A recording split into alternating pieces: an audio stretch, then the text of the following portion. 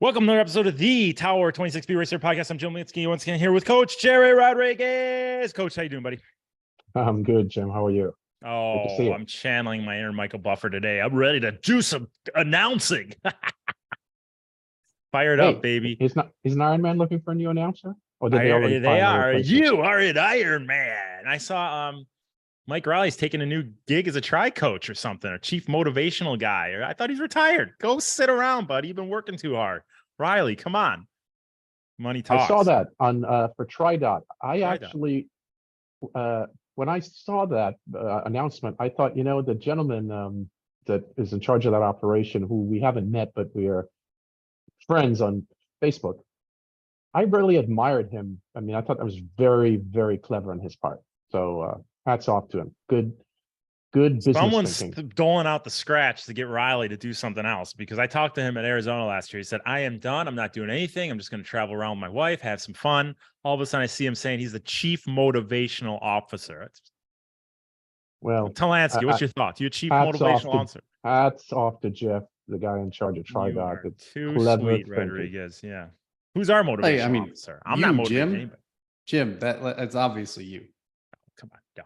I'm chief kicking ass officer. That's what I do. So, hey, we're here on podcast number, I think it's 103. 103. This is a fun one. We're going to have some fun on this one because we're going to revisit the key ingredients to be a better triathlon swimmer. We're going to transition that to be a better triathlon cyclist. So we're going to kind of melt into that and get Talansky's take on how our athletes can, or our listeners can, improve their performance on the bike. But Jerry's going to lead it off with how we're going to improve our swim and just revisit the things that we may have touched on in the past 102 episodes. Before we get to that, Jerry, what did we talk about last episode? Hey, we had the surgeon on, right? Coach Jack, the doctor. Dr. Jack. And, Jack's experience is just, he's so humble. And unless you get to know him and do some homework on him, the guy doesn't say much about himself, but he's so in depth with everything he does, and he's so incredible with his knowledge. So we had him asked him to talk about and do the research on the new items, the new equipment items in swimming, what technology has come into the sport and that's worthwhile using or considering using. You know what I thought was really interesting, and I bring it up. I've been bringing it up on the coaching deck. I've been bringing it up on our 2 p.m. calls that we have every Tuesday with our team, is that one paddle that he had, and the name slips me right now, and it showed the path that the arm takes in the recovery versus the pole, and it compares right arm to left arm, and all it is just a line that shows that the path that your hand is taking as it enters the water, as it pulls through the water, and to see the difference in the breathing side versus the non-breathing side, and how long and efficient that breathing side was and how short and choppy that non-breathing side was. And I think that's a major problem in the swimmers that I see and I coach on deck. Obviously, Jack is having that problem and something that he's been working on, but to see that path that the hand is taking, it was really interesting and a big takeaway. And Jack's a good swimmer. I mean, Jack just swam, by the way, over the weekend, 6,100s on a 1:30 interval. Oh, we had our 2 p.m. call. I forgot to sing happy birthday to Jack. Exactly. 6,100s on a 1:30 interval, swimming 115s per 100 yards for a 60-year-old. No breaks. So here's somebody who swims pretty fast at 60 years old, and he has this major technical flaw. So he's going to see some pretty good improvement. So think as you get slower and slower, 120, 130, 2 minutes per 100, your technical flaws are even amplified further. So that paddle is interesting to certainly use. Yeah. So interesting. If you guys want to go back and look at episode number 102, we have that on YouTube. We have it obviously on all the podcast outlets. You can find it on Facebook. So go watch that. If you can find the visual, the video version of it, watch that part of it. If you don't watch anything else, watch that part and see that hand channels and the path those hands takes. Really interesting stuff. But we always talk about the countries, our listening countries, and who's moving up, who's moving down. Coming out of nowhere into the top 5, Thailand. What is going on in Thailand, Jer? Thailand came out of nowhere. All of a sudden, they're number 5 on our country list. Is there an Ironman in Thailand or a 70.3? There are Ironmans. There's Ironman. There's 70.3, and I don't know. Someone's mom moved there. It's just click and download left and right, but we're getting downloads over there. Then somehow, yes, something must have brought a lot of more attention to the sport, and then certainly to our podcast. That's good though, right? Oh, it's amazing. It's amazing because over the life of our podcast, I just want to let you guys know, because we have some banter. Someone was talking smack, which we're going to get to in a little bit. Over the life of our podcast, we almost have 2 million downloads, Jer. Isn't that amazing? 2 million downloads on this thing.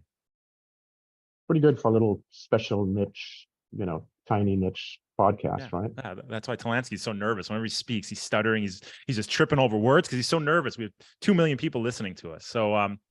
So Andrew, welcome. It's good to have you back. And you're just a staple on the show. Emily's on assignment right now. She's back from Finland. She was working in Finland, doing some recon on the 70.3 World Champs course. The girl is wiped out, so I gave her the podcast off. Talansky's here though, and Talansky, what's new in your life? Fill everybody in.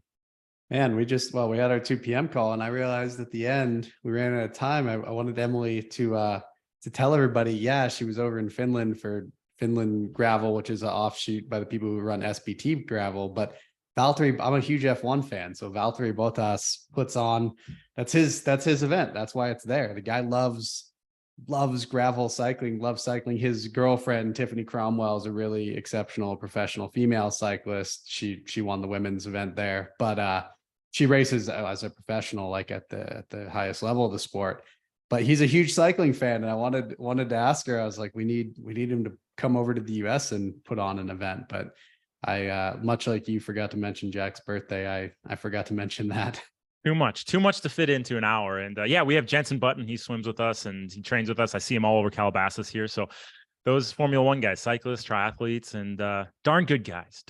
So, all right. So welcome all listeners who are new to listening in Thailand. And let's give some education. Let's start spitting some content here. So Jer, what do we got for this episode? Well, we thought we would review, since it's the time of the season when, we're starting to roll into summer pretty soon, at the end of spring. And whether you're a beginner triathlete, someone now getting into the sport, or even if you're a veteran, but you haven't been doing much, season's going to get started and maybe you have a first event coming up. What do you do? And what should you be doing? How should you approach the swim? And what are the things that are the key ingredients, the necessary items to focus on to make the biggest improvements in your swim? And this applies even if you have tremendous experience. But the fact is, many folks that are going to do a first triathlon, or given that it's now end of spring into summer, like I was stating, this is energizing folks to get involved, right? So I wanted to go over the what I consider to be the 4 most important things to improve your triathlon swim. Doesn't matter your ability level. And these 4, by the way, are not in order of priority. In fact, the priority of these 4 things would depend on your experience level. It would depend on your technical ability. It would depend on a number of things. So once you hear the 4, don't think that because the order that I'm giving them is the order of priority. It may be a different order for you. So in no particular order, increase training volume. Simply stated, swim more. Improve your swimming mechanics. In other words, stated differently, you need better technique. The right training prescription. That is, the complexion of the workouts that you're doing. Is the architecture of the workout the most relevant? Is it optimized the most to give you the greatest return on your time investment? And then number 4 or 4th one would be accountability. You need some form of accountability. So let's go over, sort of dive into each one of these a bit. Let's just start with accountability. It's brought it up. It's preferable that we have somebody, a coach, to oversee what we're doing, and that in itself obviously creates accountability. You have a feedback system. You can talk about the workout that you did. You can go over your swim performance in the workout. The coach can give you, the expert can give you opinions and values in return after they've seen your file, or especially if they've observed you. That's even best if you can swim with a group and get some immediate feedback. So accountability is, in my opinion, is super high. In fact, there are no good athletes that I'm aware of in any sport that have done really well without coaches, right? I mean, if you get to the elite level, Andrew, of the point, we were just talking about this in the last hour on our coach athlete call, you had your same coach, Jesse Jesse Moore, right, for 4 or 5 years of your career. So having a coach, and at a minimum, if you don't have a coach, some accountability, and it might be a significant other, it could be a friend who knows swimming relatively well, but somebody where you can download how you're doing, what you're doing, even if it's somebody to go swim with, where you have a partner that you can meet. That way you're assured that, hey, we're meeting at these 2 or 3 times a week. You have some accountability to them, so at least you get the activity done. You get to swim 2 or 3 times a week. So accountability is a big one. Improve swimming mechanics. That's an obvious one. Even at the pointiest level in swimming, the guys and the girls that are swimming 100 meters in 47 seconds. Let's convert that to yards. That's 100 yards in 40 seconds. Okay.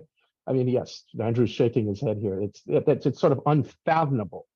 But even at that pointy end, or swimming the 1500 meters at the Olympics in 14:30, which means averaging 58 seconds per 100 meters, which is about 51 seconds, 50 and a half seconds per 100 yards for 15 100s nonstop. There's your breath in the pool, at least, of the events that are raced at the Olympic Games. These athletes are constantly on improved swimming mechanics. Needless to say, those of us who are mere mortals that, especially if you're new to the sport, you don't have much experience in swimming, it's one of the areas, if not one of the biggest areas, you're going to make great improvements in, is improving your mechanics. So how do you do that? Again, it comes back to you either hire a coach, you join a local team, maybe a local masters club, local triathlon club that has coaching to it. You hire Coach Jack with us, for instance, do a video analysis assessment where you send your file in, and we give a rating. We have a 3-system rating as to how we rate our 3 criteria for improving triathlon swimming. It's 3 technical things to improve. But the point is, you need to get some amount of technical feedback, because this is the one sport of the 3 that punishes you the most if you don't have good mechanics. And let's use Coach Jack's example. I mean, what you say, he had 6100s and 115 on whatever you said the interval was, 130, 145. But 130. The guy, he stresses every week how focused he is on mechanics every time he swims. And he's already a darn fast swimmer. And he's 60 years old. He could go out there and just grind away and get a workout in, but he is so dialed in the mechanics. And that's why he can do 6100s and 115 on a 130 interval. Yes, and at least he, because of his experience, he knows what to look for technically. But if you don't have that filter and you don't know what to look for, then you really are unaware of where your focus should be spent while swimming. So get with some professional that knows their thing, swimming related, triathlon swimming related. This is very different than perhaps a collegiate swim coach, who's most of their events and this is important to stress, by the way. Collegiate swim coaches are very, very, very good at their jobs. They're the best in the business in the United States with coaching. But remember, 95% of the races they're coaching are 2 minutes and shorter. Okay. We're swimming athletes that are doing anywhere from a sprint triathlon all the way up to an Ironman. They're spending upwards of some close to 2 hours in the water. And then you have to go bike and run. So the demands are different. So there's some nuance that a collegiate coach may miss, they do miss when trying to tell triathletes what to do. So I would get pretty specific and more nuanced with somebody who knows triathlon swimming really well and get their feedback. But learning what to do, or better yet, here's a self-promotional plug, which I never do, but Jim, you do it for me. What is it? What should somebody get? Coaching.tower26.com, swim subscription plan. Well, that's one. Oh, swim video analysis, which you said with Coach Jack. Swim video analysis with Coach Jack. But we have a book, don't we? Oh, well, that was that. I was going to bring that up after you finished your whole spiel. Chapter 1, a coach's book, Coach Jerry Rodriguez, Triathlon Swimming, Master Open Water Swimming. Right here. Chapter 1 talks about everything Jerry's talking about right now. And the rest of the book goes in depth on everything that we're talking about technical wise, but you get a reminder of these 4 ingredients in the first chapter. Oh, good. I couldn't remember what chapter it was, but perfect. You need. I know this book like the back of my hand. I read it to Madeline and Mason every night before bed. Oh, great. Lovely. So you need to have a filter and to know what other things you need to work on, as opposed to going on YouTube and listening to maybe some folks that don't have a background in this. And that's the problem. There's a plethora of information that's out in our marketplace, and some of it is quite good. and a lot of it is not so good. So find the credible sources. Michael Collins, Matt Dixon, Jim Vance. I mean, there's so many good coaches around that you can, get good technical information on proper triathlon swimming. So critical, improve your mechanics. Swimming volume, one of these 4 items. My experience in 40 years of doing this, coaching, most triathletes are under volume trained in swimming.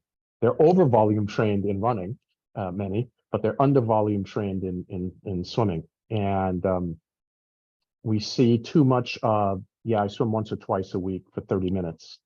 And so that's not adequate. If you want to have pretty decent performance, you're going to have to increase your training volume. And usually I've found it's usually by a factor of 2, if not 3, for the half Ironman and Ironman athlete. For someone that's just doing an Olympic distance or a sprint, if you're swimming 2 20-minute or 2 30-minute sessions a week, you're not going to optimize your potential, but at least you're swimming. But if you're getting up to half Ironman distance and Ironman distance, you're going to need higher frequency on pretty good volume. And the reason for that, the main reason regarding volume, is you want to get out of your swim, especially if you're doing let's state a distance, Olympic distance and higher, but more specifically half Ironman distance, 1.2 mile swim or 2.4 mile swim. You want to exit that water and get on the swim and get onto your bike as fresh as you can, with almost no tax whatsoever from the swim. And if you haven't been putting in the time and the volume and the training preparation on the swim, you'll be totally taxed, because it's difficult if you don't have that background and that time in the water. So that's one of the reasons for increased volume. And then a 4th one is the proper training prescription. What to do, how to optimize your time while you're doing your 2 times 30-minute sessions, or 2 times 1 hour sessions, or 3 1-hour sessions, whatever that's been designed, whatever it's designed for you. The architecture of the workout becomes critical. No different, Jim, than a run workout, or Andrew, a biking workout. You just can't get on your bike and go ride for an hour all the time. You get on, okay, I'm going to pedal away. I'm going to put out X watts, because I did that test, did that FTP test, and it told me, here's my FTP. And then I should train at 75% of that FPT in zone 2 all day long. And so I'm going to just sit there and pedal for an hour in zone 2. Well, that's one type of training, but that doesn't apply stimulus across the board for optimal physiological adaptations for great improvement, right? So you really want to have the right architecture, the right prescription within your workouts, given that you're only doing, for most triathletes, a couple of swims a week. So it's got to be the proper training prescription. And you've seen us, I mean, we've 103 episodes. We've presented 102 different workouts from the swim subscription plan, and it's never just go swim for 30 minutes. There's, depending on the phase of training, there's always variables in there to leave you race ready and performance prepared, which is our tagline. Because we want you to be able to, no matter what happens, we want you to be able to pull the skill out and be able to keep those improvements going and get into race day and be comfortable executing with the given environment that you have on race day. Yeah, exactly. So in summary, improve your mechanics, swim more, make sure that when you're swimming more, you're doing the optimal prescription, the best type of training you can do for the time. It's optimizing your time, and then have some accountability. Those are your 4 things. Those are your 4 anchors, and under each anchor, you're going to have sort of a little tree diagram of what it looks like, right? But nail down those 4 anchors. Those are the 4 most important things, in this coach's opinion. Yeah, no, totally agree. And like you said, it doesn't make a difference how much experience, whether you're a newbie or you're extremely experienced Ironman world champion. I think that these 4 ingredients apply to across the board to any swimmer. Correct. But, swimming at an elite level, or the pro triathlon teams, their coaches are at their workouts. You go to any elite triathlete, he or she is swimming with their coach. So there's the accountability piece. The technical feedback is coming from that coach during the workout. The right prescription is there. So at the higher end of the sport, yes, all those T's are crossed and the I's are dotted. But for most of us, mere mortals who are out there with full-time jobs and so on, You don't have a coach overseeing what you're doing. So here are the 4 things. Check these boxes in every single workout. Now Talansky, let's move this over to cycling. You've been top 10 Tour de France finisher. You've won countless races across the board. You were time trial national champion. You've done it all. You're pro cyclist for God knows how many years, pro triathlete for 3-4 years. You're heading up our Tower 26 cycling subscription plan, which is going to give 4 or 5 workouts a week, live versions. If we're going to relate this kind of thing that Jerry's saying about swimming to cycling, what would you point to as to some aspects of training that are going to improve your cycling performance? I have a few aspects to point to. One thing I almost wanted to interject, because Jerry talking about the accountability aspect and how a lot of times, I'll get into it quickly, but the top level, you have that you're training with a group. I was thinking, sitting here listening to you and thinking of myself, and I'm sure you saw it, even when I was in professional triathlon, I didn't live in an area where I had access to a group to swim with. So I'd come down to the Santa Monica area and I would do typically 10 to 14 day training camps. And the point of that was really to get in the pool with you guys. And in those 14 days of swimming with the group, with people who were much better than me, who could push me, with the technical feedback from you, Jerry, and Jim on deck, and all of it combined, I made more strides in those 2 weeks. Each block, I'd come out of it at another level compared to 6 to 8 weeks swimming on my own. Even if I was pushing, even if I was trying, even if I was fully present, that group dynamic adds an aspect in that you really cannot replicate on your own, which segues into, Jim, just what you were talking about. I mean, if you want to highlight a few things that I think are key to improvement in cycling, especially within the sport of triathlon, I had a few notes, and same as Jerry, no particular order. And some are a little broad, but position on the bike, really important, especially for a half or a full Ironman event. Metabolic efficiency, which comes, again, that's a little bit what Jerry was talking about with training volume. There are different ways to approach metabolic efficiency, but basically it's down to making sure you're utilizing the right fuel internally at a given power, at say your goal half or full Ironman power. That's trainable. Kind of segues into, or almost is the same as, making sure your training prescription is right for your goals. If you don't have the right training prescription, your metabolic efficiency will not improve. Your FTP test might look good on paper, but that doesn't reflect the demands of a 112-mile bike ride in Ironman. And then the other 2 pillars that I always go back to are really, I mean, we can lump nutrition into it, but strength and endurance. And you might think they go hand in hand, but strength is literally your functional strength, not your FTP power, but, you know, more strength in the gym sense, but that's trainable on the bike. If you are not resilient, if you depend on 95 to 100 cadence to get you through that FTP test, that is, again, not applicable to what the demands of your race day are. So a really good strength foundation. And then again, with training volume, endurance, you can have, there are so many athletes I know, and cycling is the easiest sport to highlight it, who could do not what I could do, but close to what I could do for a one-off 20 minutes. You put them on one 20-minute climb, they can perform. They wouldn't be that far behind me. So you say, oh, maybe they should be in the Tour de France. What they can't do is ride 3 hours even hard and then do that 20 minutes. What they can't do is ride 6 hours hard and then do that 20 minutes. Or in the case of the demands of pro cycling, race, 3 weeks hard and then do that 20 minutes, where I could do the exact same thing 2.5, 3 weeks into a race. Triathlon, it applies, because if you can do this great power number or this great standalone 2-hour ride, but you can't do it on the back of a swim, if you can't do it where you need to, if you can't run off of that, it doesn't do you any good. And I think there are a lot of athletes like that. So the endurance to actually be able to utilize, your peak power, or your best kind of on the bike performance when it matters, the endurance to get through an entire Ironman.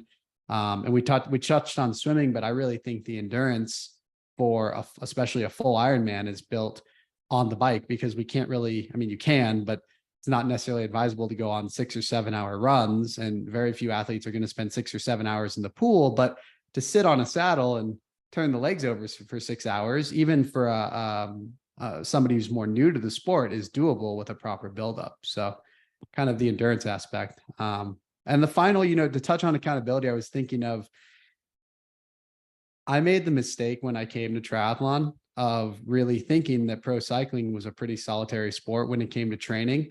And my time in triathlon showed me, yes, you think of training as being solitary, but I realized I'd always have friends I'd always rope teammates or friends into the big training days with me. And I think triathlon outside of the swim, if you don't have a good group, can be very solitary. So that accountability of what we've created with these virtual bike rides, it's pretty cool. It's a community of people to lean on. It also gives you that, like what Jerry touched on, you have to show up, you have to be there. You know when the ride starts, you know when the group's going, you show up and you do it. So, and that, listening to you now for whatever it's been 2-3 months that you've been leading the live rides, all these pillars that you hit on, these are the things you hit on those live rides throughout the entire live ride. It might not be every single one of them, but every single one of those things you said, I could elaborate on just from riding every single ride with you. Yeah, I mean, every ride, we have an hour together for those rides, for the live coach rides. So you're not going to try to cram every single thing in. But the beauty of it is we have multiple rides per week, and we have weeks and months and long runways to build towards goal events. And we touch on each of these throughout, the same way you break down things in the pool or in Tower 26 training into different phases and cycles. We don't have to do everything all at once. We can pick a certain session to focus on a type of training that's going to increase metabolic efficiency. We can focus on a session on something that's going to really target strength. We can execute it that way and really harp on something specific for that 60-minute session together and kind of maximize it.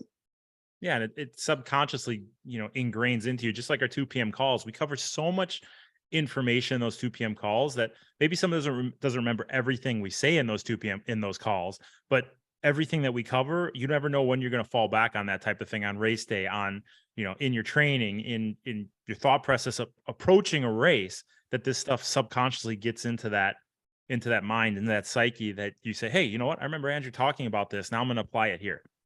Yeah. I mean, and that's the goal. The same way when you look at an athlete's training, you don't just start throwing things up there. You look at what's their goal. What's their goal event, right? Is it to race Leadville, a mountain bike race? Is it to race a gravel event? Is it to race Kona? Is it to race a half Ironman? Or do they just want to do a sprint? You look at the end demands and you tailor everything according to that, right? So that's basically what we're doing, or what we always do. Same as we do in the pool, you do on the bike. You're just giving everybody the skill set to be able to excel on race day, but you're giving them you're putting more tools in the toolbox, right? I mean, we're building the strength, the endurance, the metabolic efficiency. We're harping on position, making sure people are doing the efforts in the aero bars. And that's kind of another layer of accountability that you don't necessarily have if you're just training on your own, or something you might not even be aware of. And I think that's the same as when you're training in the pool with a group. You might think you look like Michael Phelps or Katie Ledecky when you're training alone, and then you train with a group and you train with a coach on deck, and the reality is shown to you, and you have to work from where you are and not where you want to be. Well, you bring up the term tools in a toolbox. We talk about that all the time. And I think with our open water skill building phase we're in our swims, working all the different aspects that you're going to use in the open water, we have the same thing on the bike. And in our 2 p.m. call, I was talking about the latest Lionel Sanders video where he talks about riding with Sam at Florida 70.3, Sam Long, who's been on a tear lately, and how he noticed how Sam was actually riding the course for the course. He wasn't just riding a steady effort along the entire route of the 70.3. He was putting in a harder effort where the course was harder, and he was letting the recovery and the legs come back to him where he could spare a little bit of time and get a little more recovery. Whereas Lionel would he rode the course as if it was an ERG mode. He just rode it flat across the board from beginning to end. And Lionel noticed that by riding the course in the way Sam did, he was making up major time on Lionel, as opposed who was riding the course just flat across. Can you elaborate on that a little bit, like you did on our call? Yeah, I mean, I think we always, the same way, the way I was thinking of that when we had the call was I was thinking about swim takeout speed, right? At the professional or elite level, you have to, you race the race, right? Like it's worth it, say for somebody like me, when I was racing triathlon and swim, to go above my limit, to get in the right group and to make the next, anywhere from 20 to 50 minutes of my day a lot better. On the bike, people might say, oh, well, I just want to do 200 watts for a race. that's fine, but it doesn't mean that that's going to be the most efficient and most effective way to race. And obviously you're not trying to get you're not trying to draft on the bike, but what you are trying to do is adapt to the course and maximize the power you have available. So say for me in the swim, it was, okay, I'm not the best swimmer, but if I can get into this group and get on feet, I know I'll be able to stay there. So how do I maximize what I have available in the swim? It was work on takeout speed, try to get into that group. If you make it, you get a very good swim time for the day, basically. On the bike, it's really saying, okay, I'm a smaller person. My power is best going to be used on any type of incline because I have that weight advantage, or I'm a much bigger guy. Let me focus on really putting out the power into the headwind. You learn to ride the course, and any professional cyclist knows how to ride the course. It's one of the reasons, like the workout we're doing this Thursday, it's one that will probably annoy a lot of people intentionally because there's so much variation in power and cadence and the different demands. And what that's intended to do is to replicate riding outside, because indoor training can be great for the specificity, but there are a lot of athletes who do not just 50% or 60 or 75, who do literally almost, I mean, Lionel, even for a time, I think 100% of their training on the bike indoors, whether it's safety or whatever, time efficiency. So if you don't do sessions that teach you to be adaptable rather than just settle into that erg mode, you can become dependent on that. You become like a metronome, which is great for looking nice on a Training Peaks graph, but not accurately reflecting the demands of the real world. Much like if we only swam in the pool and I became very, very skilled in the pool and couldn't translate it to open water, that would not serve me very well come race day. And we do have athletes like that. They can swim, hundreds on a minute, but they go out to the, 70.3 and they're swimming 28, 29, 70.3. So you see that all the time. It just takes that. Jerry, when you see someone like that, what's the advice? First, I have to apologize. I realized that my mic was never turned on. I've been talking There's the buttery tones. without the mic. You sounded great, and you still sound great. So but no one's listening to your voice. They're all looking at your beautiful face on Facebook Live. So hopefully the quality has gotten a little bit better. Yeah, we saw a lot of this with super elite swimmers that come into open water races, and that speed in the pool, for many of them, most of them, not many, most, the great majority didn't transfer into open water because they didn't have a comfort level with it.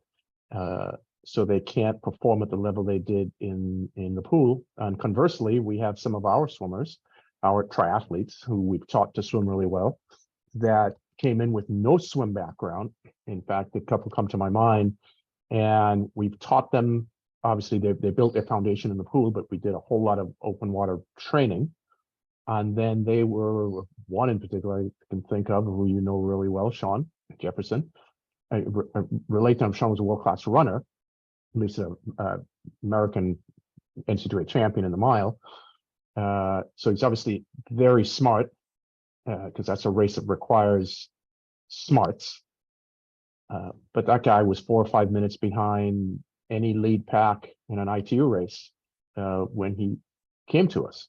And eventually Sean swam 24 minutes for a half Ironman and exited the water, 30 seconds down from Hunter Kemper at the LA Triathlon. And Hunter Kemper was, the who's who back then. So acquiring those skills that are real specific to the demands are absolutely needed. So and that's where you always talk about you excelled. You might not have been the fastest swimmer. You were darn fast. Let's not sell you short, but you pulled out tools and you pulled the skills out when needed to be able to better your competition because you were racing the race for what it was, as opposed to just putting out 100 on a minute over and over and over. Right. So think of it, the demands of a pool swimmer, and they have so many tools to use. Okay. So they draw upon those tools and they use them in their race. Now, the open water swimmer, it's a whole different or new set of tools that are needed. And if you don't acquire those tools, you can't draw upon them. So I didn't have that. To your point, I was not that good of yes, I swam in college, but trust me, I was not a good collegiate swimmer by any means. A guy who couldn't even make it to the NCAA competition. So I didn't even make the standards to swim at NCAAs. But I made sure that I learned the skills that were needed for open water, all self-taught, and applied those and was able to do pretty well. In fact, guess what? I just found, I'll do a little self-posting, which I never do because you're always good The at helping me lingerie with ad that. the lingerie ad that you had in the magazine years. Come on, tell me if that's what you found. Come on, tell me. Well, it was around that same time, believe it or not. You're We're still going looking. back 30 something years. I found the results to the Bakersfield Triathlon of 1985. Okay. And back then the Bakersfield Triathlon was an A race. The who's who went to that race. In fact, when looking through the results, Scott Tinley, Mike Pigg, Scott Molina. I mean, these are the names of that era, right? The Yeah. Puntos twins. I mean, I called name after name after name. Were all at this race. So back then, this was that particular race was the who's who of racing, and we did a relay. And that distance was, you'd appreciate this, Andrew, sort of an awkward distance. It was a 1.2 mile swim, so it's similar to your half Ironman, your 70.3 race, right? The bike was an Olympic distance. It was about 25 miles. And then the run was around 9 to 10 miles. So the only relatable thing, the only relatable thing to a half Ironman was the swim distance at 1.2 miles. And then the bike was a little shorter, and then the run longer than an Olympic distance, but shorter than a half Ironman. So little different distances. But I swam 24 minutes flat on that swim. No wetsuits. We didn't have wetsuits back then. That's a fairly fast, or quite a fast, open water swim for 1.2 miles. And yeah, your pros were going 28 minutes or 29 minutes back then. That's what those other guys were swimming. And yes, they had to go ride and run after I didn't. I was on a relay with a couple other good athletes. But that's a fairly fast swim without a wetsuit, right? But much of that swim is based on good technical knowledge of what to do in open water, how to do it. Open water skill building. Yeah. Hence, that's how you built your, your training prescription for the rest of us, because you walk the walk and you talk the talk. So, yeah. All right, good stuff. Good stuff. Remember, get that book if you guys want more information on that, or join us with Tower 26. We have plenty of different outlets that you can join in. But the cycling subscription plan is something new. Andrew's heading it up, and we have a ton of information there. So I'll put that link in our show notes. Anything else on that topic, Andrew?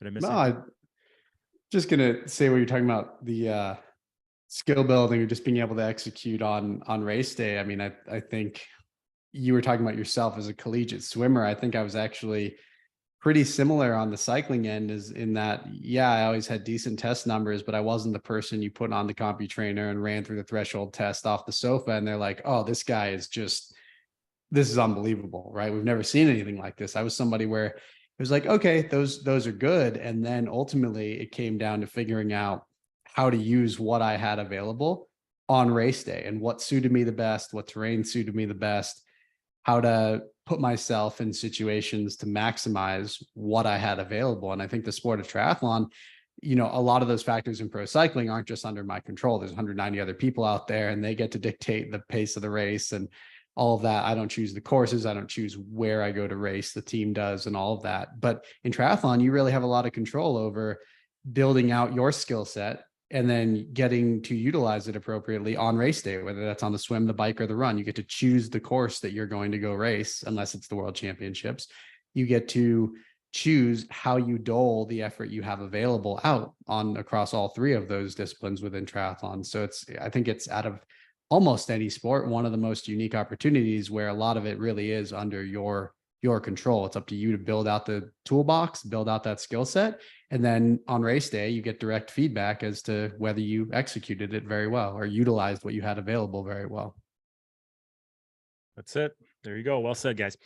All right. So let's get into the workout of the episode, coaching.tower26.com. We'll check that out. Jerry, I don't even know if you looked at what the workout was, but let's show it right now and it'll surprise you. Yeah, you can show that. I just briefly looked it over. So you can do the warm-ups. Don't worry about the warm-ups. You can look at that on your own. We'll open up this workout live. Is it big enough for you, Jerry? I made the I can see it. Yeah, large thanks. enough for you. All right. So let's get up to the main set.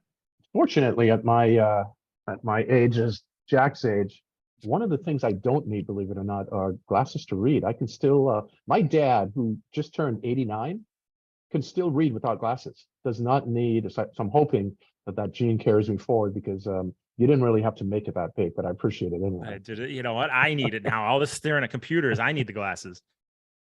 So anyway, this session we as one of the portions of the main set, we sort of have two main sets in here. We have this thing we call deck ups, and in this case we did about a 8-minute, 9-minute, probably about 9 minutes of swimming with these deck ups incorporated, where the effort level was relatively low, 70%, but you would swim. So the distance range, by the way, from a 600 to a 500 to a 400, depending on different levels. Remember, this workout's written, or the one that's showed is for what we call level 1, our elite athletes, professional athletes, and then it's scaled accordingly. So believe it, you do the same workouts that our pro athletes do. We just scale it for your ability level.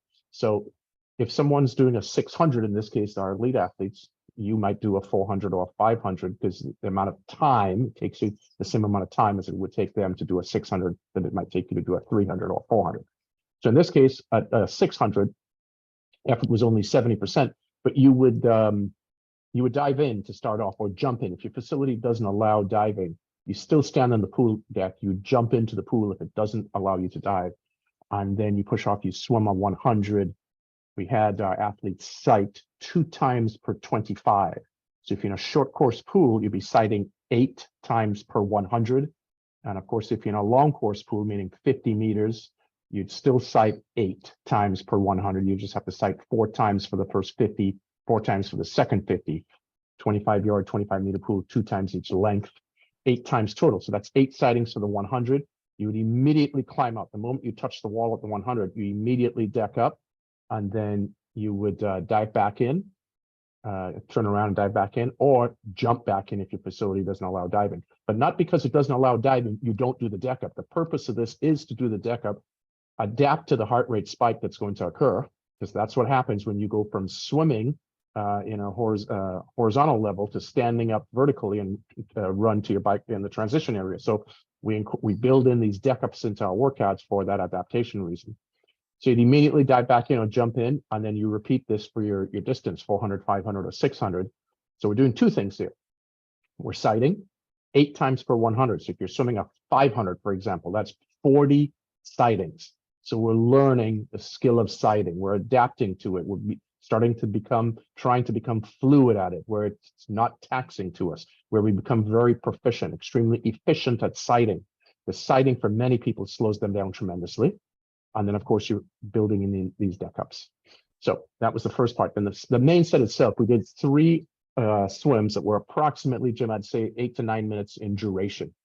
They were continuous. So we ranged from a 600, again, the same distance as the deck up, all the way down to, for some of our slower athletes, 300 or 400, right?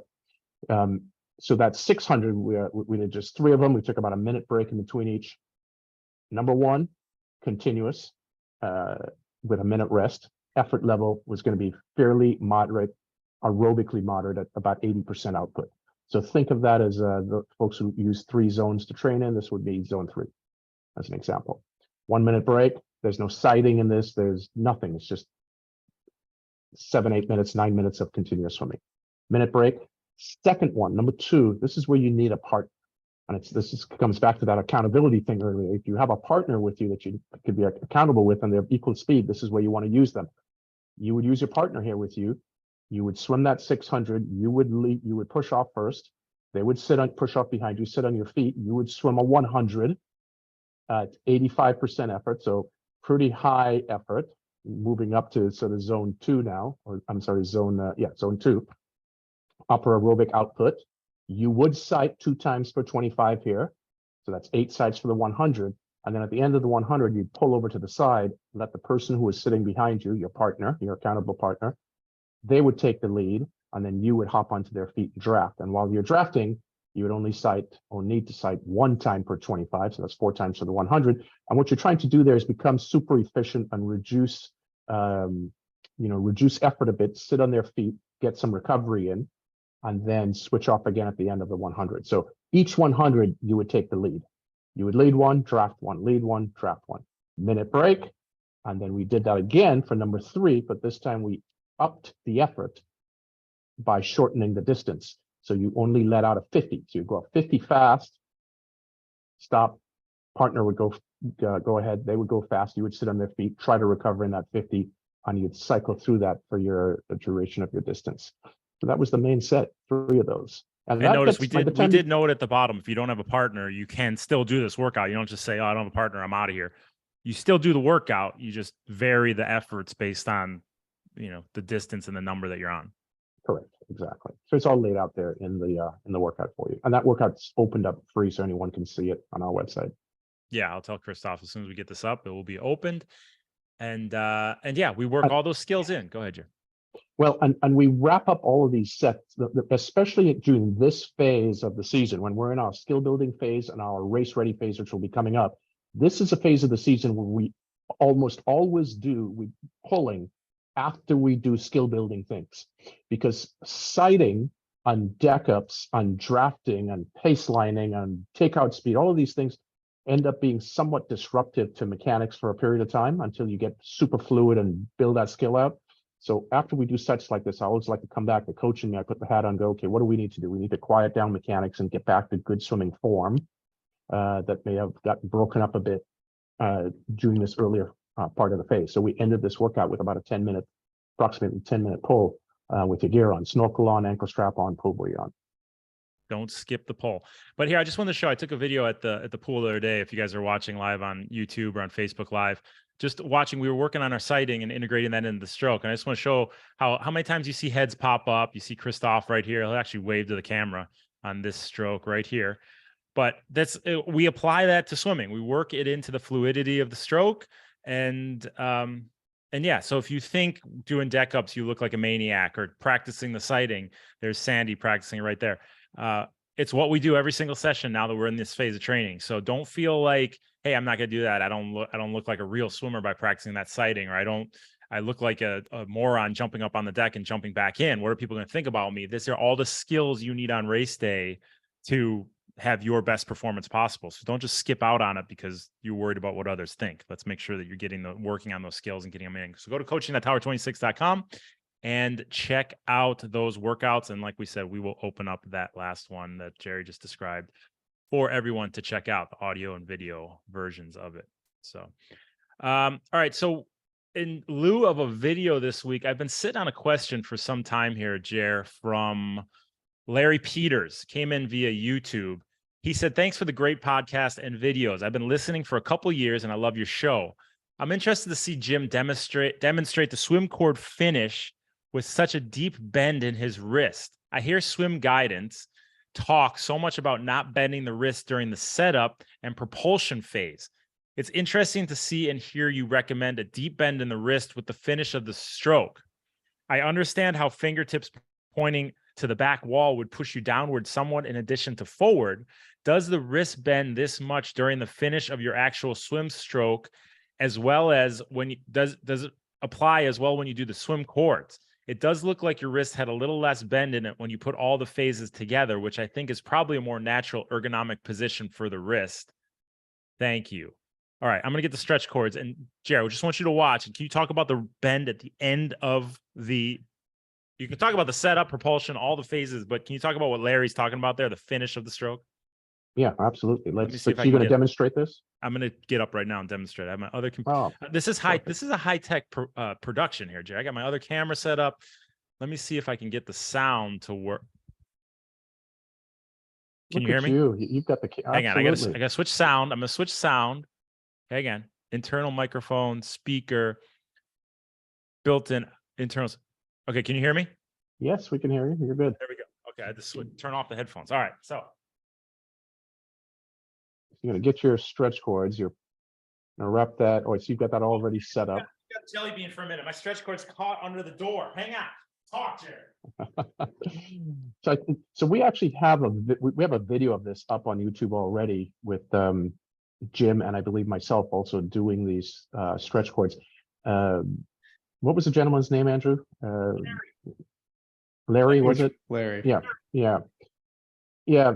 So I'm glad Larry was actually able to pick up on this, because the swim stroke, in fact, Jack went through this in our 2 p.m. call when he was showing that video. And by the way, you guys that are listening, we do have a call every Tuesday at 2 p.m. with our athletes. Look at this chair.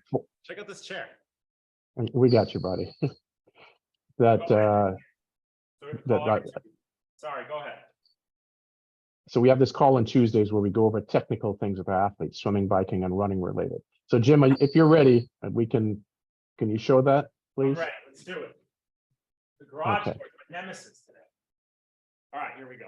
So Jim's getting set up to do mimic the swim stroke. Okay, so upper body parallel to the bottom, to the flooring. So Jim, let's pause right there at the beginning. Let's pause at the beginning. Start over and pause right. Yep, there you go. So there's the setup of the swim stroke, and elbow elevated above the wrist. And he's got pretty much almost a straight line from his elbow to his fingertips. So there's no bend at the wrist. Now I'll go through the swim stroke slowly, and go ahead. Perfect. And then right there, he's going to create an obtuse angle. What does obtuse mean? Just a wider angle from the palm to the outer portion of the forearm, right? The lower part of the forearm, right above the wrist. So that's a fairly wide angle. So he's pulling his fingertips up close to the top of his wrist almost, right? As close as you can. So that's a gross exaggeration. Most swimmers are not going to exaggerate to that extent, but we still want at the end of the stroke, that last 20-25% of the stroke, to start keeping the fingers still pointed towards the bottom of the pool as you're getting ready to exit, and not have the fingers pointing upward. So once you show what upward looks like at the end, that way, that direction there where the palm is facing the ceiling of the garage there that he's in, or when you're swimming, it's facing the sky, that's a definite no-no. In fact, that causes a tremendous amount of slippage from probably halfway during the stroke when folks do that. So Peter, you want to finish the way Jim is, right there, fingertips pointed to the bottom, especially when you're doing the stretch cords. Yeah, and the thing is, good demo. You might not, when you're too much technology here. I'm going to unplug something. I don't know what's going on. Hang on. I got to switch my, are we there? Yeah, you're good. Yeah, you're back. So yeah, I might overemphasize that finish of the stroke on the stretch cords, but if I'm overemphasizing on the stretch cords, when you get into the water, you're going to know that movement pattern. And like Jerry said, it might not be that exaggerated when you get in the water, but at least you'll know the feel and you'll have that muscular resiliency in the tricep to finish your stroke, which I see a lot of athletes shortening because they don't have that resiliency in the tricep. And you want to finish the stroke because the swim stroke is not a very long stroke to begin with. The first portion of the stroke, there's no propulsion, the setup phase. So if you take the entire length of the pool from the time you start to the time you exit, it's not super long. And the first third of it, there's no propulsion. So if the first third, because that's the setup, the first third, there's no propulsion. And if you're not finishing correctly, you're cutting off the last third, you basically have a middle third only where you're getting propulsion. Yeah, and right. So, you, and I say that all the time. You know, if you're not, what you're saying here, if you're only getting that middle third, that's only 6 inches of propulsion per stroke. So we need to make sure we're working the entire strokes. Get your mind out of the gutter, Jerry. Well, the thing is, I love your exaggerations. 6 inches. Well, I'm telling you, it looks like a cat scratching a pad at times. I say, you look like a cat scratching a pad because we're not getting any propulsion generated from that stroke because it's just right. Yeah. See what I do? Agreed. See my analogies I use? I just like, if my words paint pictures. Yeah. Well, it's a good question. So I'm glad. Yeah. Thanks, Larry. Sorry I sat on that for so long. Larry, about time we got to it. All right. Second one is from Johannes, who raced Alcatraz this last weekend. Last Sunday, I enjoyed the Escape from Alcatraz triathlon. Thanks to your coaching, I was fully prepared and made a strong improvements on my racing. I'm attaching my race results plus the map of my swim. I ended up 19th in my age group. Did very well in the swim, followed by the bike and the run. I wanted to share some thoughts and general impression. The swim, I was concerned about the jump in the cold water, but it went much better than expected. And Jerry, I'm reading this whole thing because there's a lot of good takeaways in this note. So if you want to cut me off at any time, cut me off. But I was concerned about the jump in the water. I consistently reminded myself of Jerry saying that sighting is the most important skill, and I was frequently sighting. I saw people swimming in different directions. I had done my homework and knew where I needed to aim. If you look at the map, I almost swam in a direct line from Alcatraz to the shore, and I'm very proud of that. I heard so many people overshot and had to swim back to the finish line from into the head current. My booties were awesome. We could talk about all that stuff. But let's just talk about this swim and Johannes's experience on the swim, because like I said in our 2 p.m. call, which we've brought up plenty of times, the current was pretty much double what it typically is. It's typically around 1.5 to 2 knots from what I've been told or past experience. It was 3 knots on this last Sunday for the escape from Alcatraz. So he's not exaggerating that you really had to keep sighting and you had to do your homework as how you had to swim this course. Right. Are you able to show his? Yeah, I was going to bring it up right here. Yeah. So if you look at his, and it's while you're looking at the screen, it's a left to right current. If you're on the boat, it's a right to left current. But looking at the screen here, it's a left to right current. So go ahead, Jer. Yeah, I mean, that is a pretty incredible swim, straight swim. I mean, just at the very, very end, the last 10%-ish, looks like you had to do a little bit of tacking inward, but that's a pretty darn straight swim. In fact, I don't think you could swim any better than that. Given the fact that had that current, that lateral current pushing him away, I mean, that's outstanding. I mean, that's. And I think I said that backwards. The current goes right to left as you're looking at the screen. If you're on the boat, it goes left to right at 3 knots. It's kicking. So when you're sighting, you jump off the boat at Johannes's start there. You're looking off the map to the left.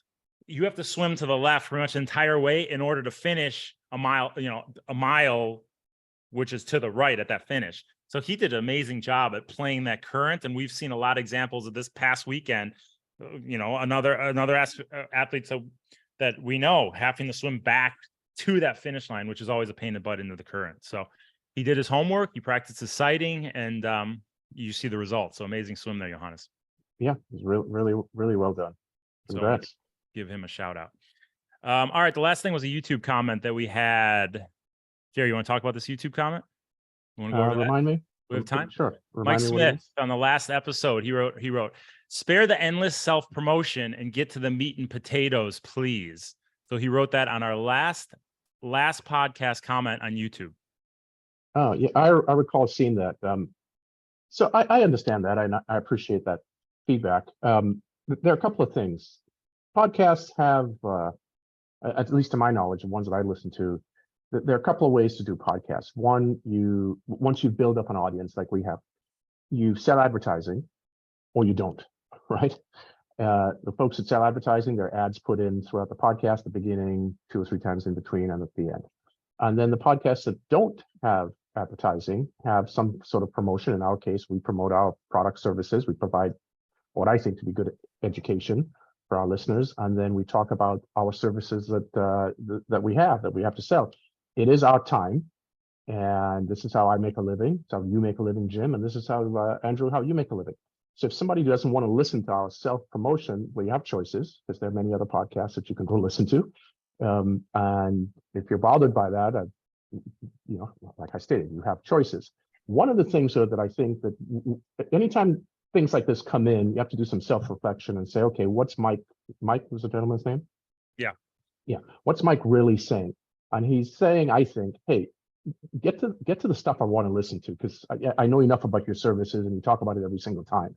So I think internally what we should do is look at putting a transcript in with the podcast that says, 2 minutes and 30 seconds in, we're going to talk about the 4 things to improve your, 4 essential ingredients to improve your swimming mechanics. 12 minutes in, and so Mike can skip through all the noise. We can call we can call these Mike's notes. How about that? Make him happy. Mike Smith's notes. How's that sound? I like it. Absolutely. Mike's notes. Mike's notes. Beautiful. So that way, because I'm sure there are other listeners who would say, hey, I've heard enough of this, come on, get to the stuff that I really want to listen to. So I think that's something that we should put into, and that would certainly help Mike. So every time Mike's watching the ABC News at night, there's a commercial on. I better write ABC News. I don't want to watch this commercial. I want to skip right through it. And now Mike's going to write on this podcast, I don't watch network news. I only watch streaming. Oh, come on, buddy. Come on. We're giving you content here. We're giving you information, free information. Listen to my spiel once in a while. Well, I'm glad that Mike's listening. Mike, but thanks for listening. Thanks for the feedback. It's funny because thanks for listening. We appreciate it. So it's funny because the same day that comment popped up, I was riding Zwift, and this is the last thing I'll leave you with. But on this exact same day, I swear this is exactly how it happened. Jerry and I'd say, "Oh, look at this comment that just popped up. Interesting." I'm riding Zwift, and a gentleman named Brandon Silva out of nowhere, I'm just free riding around Zwift, doing my workout. Brandon Silva reaches out. He says, "Hey, Jim, great to see you on here. It's really nice. It's an honor to ride with you. Thank you for the podcast. Thanks for all the great education. And thank you for the entertainment. I broke my elbow a couple months ago, so I've been out of it. You guys are keeping me entertained. And I plan to get back into it. And really appreciate what you're doing." So it's really nice to get a note like that randomly as you're just cruising around the virtual Zwift world. So thanks for reaching out, Brandon. And I always like seeing that. So it's giving me tingles right now. I'm tingling inside. I feel so good about it. So thank you, Brandon. Way to put a cherry on top of what could have been a kind of rotten comment on what we do. Well, yes, Brendan, thanks for that comment. But I think Mike's comment is valid and it will make our product better. And You're too sweet. Well, it's not Andrew. I'm too sweet. One of the things, if you're going to give somebody some criticism, which I think is what Mike did, maybe the way to do that, there's a standard letter. Everyone knows this who's been in business. There's a sandwich letter, okay? The bread's on the outside, the meat's in the middle. The meat's in the middle is, hey guys, quit talking about yourselves and get on with the shit, right? The bread or the softness is, hey guys, hey, thanks for the podcast. It's great to listen to you. Could you do this, this, and this? That's what you really want to say. And then you end with, hey, thanks a lot again, right? He just didn't do, he just left off the bread on the outside. He goes on to a further comment. Bread. I'm not going to bring up the further comment, but we're not going to. Mike's not on my good side right now. Andrew, what do you have to say about this? Or what do you have to say about anything? You've been quiet for too long. I need you to pipe up on something. Jim, I mean, anybody who's listening to this knows that it's difficult. Once you get going, there's no You're saving it up for the 5 p.m. ride you have to leave. There's tonight. no stopping. Yeah.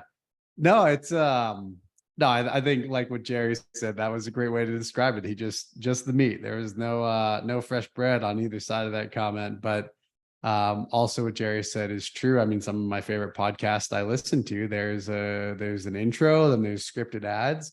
And the reality is also 2023, we do have a Mike, if in case you do want to fast forward, there's always a fast forward button on the Spotify or Apple podcast. But maybe a little timestamp, tell you what we're talking about and when, if somebody wants to get straight to the swimming input or cycling feedback or whatever, we can definitely incorporate that. But at the end of the day, I think it's also a compliment because he was listening. He just wanted to get to the meat of the podcast more quickly and know when that was. Everyone's listening to everything because they never know when I'm going to come up with a zinger, something that they're just going to crack a rib laughing at. So yeah, but Jim, they basically, the timestamp's just going to say the whole duration. Yeah. When is Jim speaking? Start to finish. The whole time. All right, guys. All right. So we're on for an hour. I got to cut off this. I could stay here all day, but thanks for tuning in. Thanks for listening. Jerry, anything last words from you? A couple of things. Yes. Oh boy. I wanted to, I'll make it quickly. Did you see the world record this weekend in the 2 mile? I did see it. Yes, I was forwarded several times and saying from my high school buddies, they could say, Jim, can you beat this? I'm going to give it a try. Yeah, well, congratulations. If anyone hasn't seen the race, Ingebrigtsen, right? Worth seeing. Search it out on YouTube, find the race, look at it. It is a clinic in beautiful pacing. The 2 mile running race on the track. Just so 2 mile running race on the track. Beautiful. Yes. Yep, world record. Incredible pacing. So that's worth seeing. Sub 8. Sub 8. And then looking forward to having Bobby McGee on, who I've been chatting with quite a bit on one of our podcasts. So look forward to having Bobby on, and then whenever we can get Lionel scheduled in based on his insane travel schedule. So a couple of good shows coming up. His insane YouTube schedule. We got 3 things coming up, and then I got somebody else lined up to talk about Katsu, and that's going to be super interesting. New training methodology being used by the Japanese. They've been using it for a long time, and we're going to talk about it here. You're going to hear about it here first. Wow. Content. My head is exploding. So pay attention. We will keep the notes coming out as to what's coming up. And thanks for listening, guys. Andrew, anything else from you? We good? No, that was it. I enjoyed that one. All right. Don't you enjoy them all? All right, guys. For Andrew Talansky, Jerry Rodriguez, this is Jim Lubinsky, the Tower 26 Be Racer podcast. Thanks for listening.